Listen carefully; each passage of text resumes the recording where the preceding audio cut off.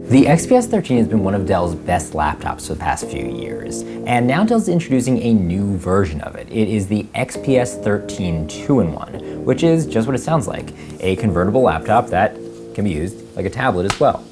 This really is an alternate version of the XPS 13 and not a replacement or a successor, and that's because it is going to be a distinctly slower computer.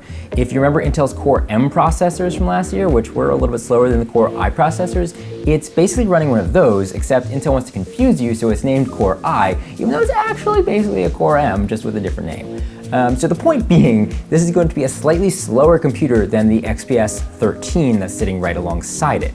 Now, Dell says that you probably won't notice a difference, and it even will ramp the power up a little bit to try to make it closer. Dell says that the new generation processors of the Core M style are actually going to be as fast as last generation's Core I, but we'll have to wait and see if that really pans out, because on numbers alone, that probably isn't going to be the case. The move to that slower processor, though, does let Dell do a couple of other cool things. This is actually a slightly lighter and slightly smaller laptop than the XPS 13. You won't really notice it, but it is there if you line them up. The change also makes this a fanless computer, so it's going to be a little bit quieter and should run a little bit cooler. Because the computer is a little bit smaller, the port situation is a little bit different. There aren't full-size USB ports. Instead, you have two USB-C ports. One of those is Thunderbolt. There's also a headphone jack still here, mercifully, but you lose the full-size SD card slot, and instead you get micro SD, which I guess is useful.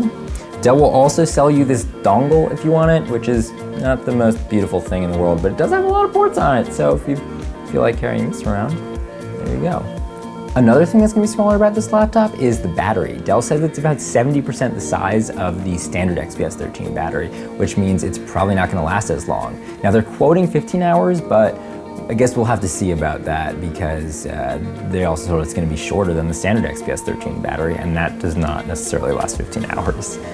The laptop is going to start shipping this month. It's going to sell for $999, which is $100 more than the standard XPS 13. So when you're looking at Dell's computers, you're going to have to choose between whether you want something that is very much a laptop and a little bit more powerful, a little longer lasting, or if you want something that's a little bit more mobile, but a little bit weaker. But let's do this.